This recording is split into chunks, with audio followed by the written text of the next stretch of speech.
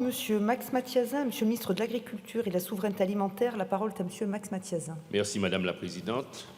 Madame la Ministre, ma question porte sur l'enveloppe de 10 millions d'euros mise en place dans le cadre du dispositif de la Commission européenne visant à soutenir l'économie à la suite du conflit entre la Russie et l'Ukraine. C'est la mesure 14 du SIOM, accompagner les plans de souveraineté alimentaire des territoires ultramarins, c'est-à-dire pour la filière fruits et légumes, qui participe à la diversification agricole tant promise depuis longtemps.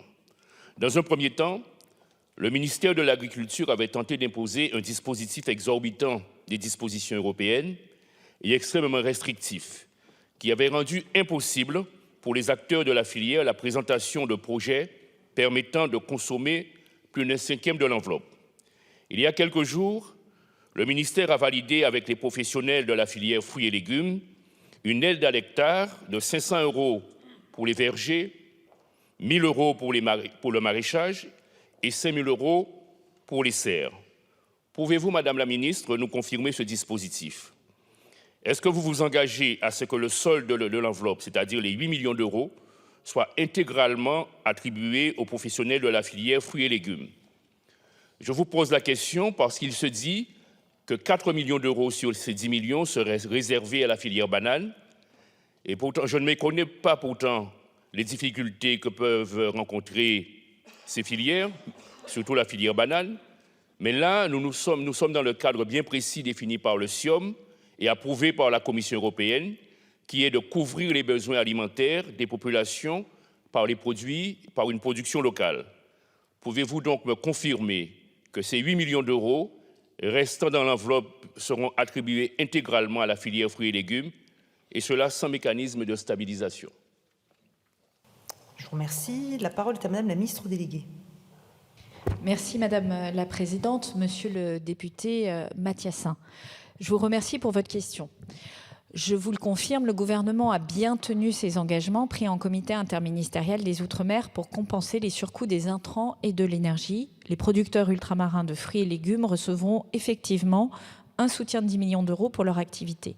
Ce soutien de 10 millions d'euros, il se décompose en 3 tranches. Premièrement, l'aide a été ouverte aux producteurs de fruits et légumes de la filière de diversification végétale pour prendre en charge 90% des surcoûts de 2022 comparés à 2021 liés à la guerre en Ukraine.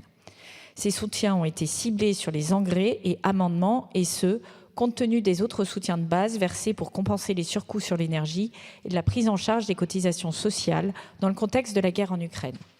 La totalité des demandes éligibles ont déjà été payées, soit 2 millions d'euros. Ce premier volet d'aide n'a pas couvert la filière banane à l'export. Une deuxième vague a été ouverte pour compenser ces mêmes surcoûts pour la filière banane à destination de l'export, mais également à destination de la consommation locale. Cette deuxième vague a donné lieu à un versement de 4,2 millions d'euros.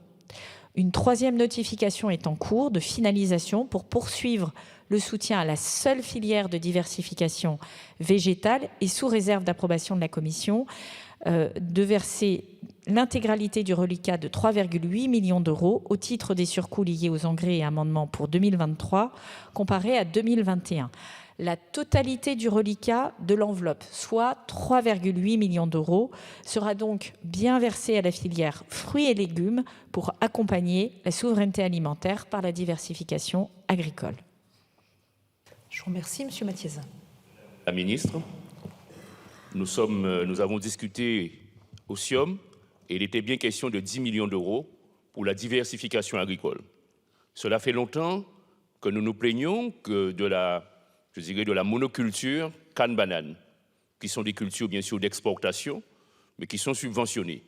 La souveraineté alimentaire, c'est nous permettre à ces territoires d'avoir moins recours aux importations pour garantir une consommation de produits qui seraient cultivés sur place.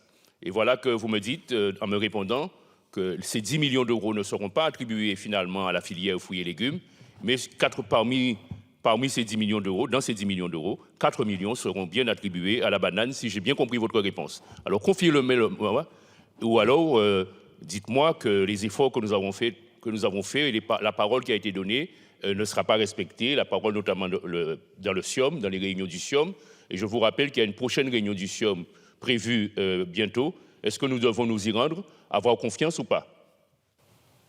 Je vous remercie. Question de Madame Astrid Panosyan-Bouvet à Monsieur le ministre délégué chargé de la Santé.